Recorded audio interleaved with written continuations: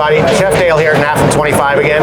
I'm here with Chef Jason Hall from South Bend. He's going to talk to you a little bit about our new Firex Figaro. Fantastic piece of equipment, super versatile. Jason, take it away. Thank you. Hi, I'm Jason Hall, Vice President of Culinary for Firex Crown in South Bend. We're here with the new Figaro pan, and some of the great features and benefits that this has is we've upgraded the controllers from all of the rest of the Firex products that we have.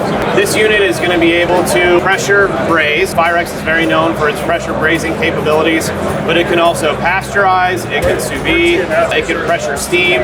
We can do ambient steaming, we can do searing, anything that you want.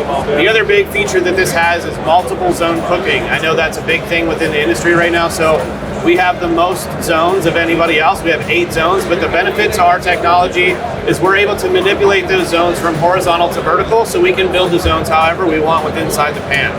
The other benefit to that is the heating element system that allows us to do that is a series of ceramic grids that power the entire pan in little individual areas. So when we add cold product to the pan, that's when it starts to conduct energy, so we're not wasting energy efficiency where there's no food.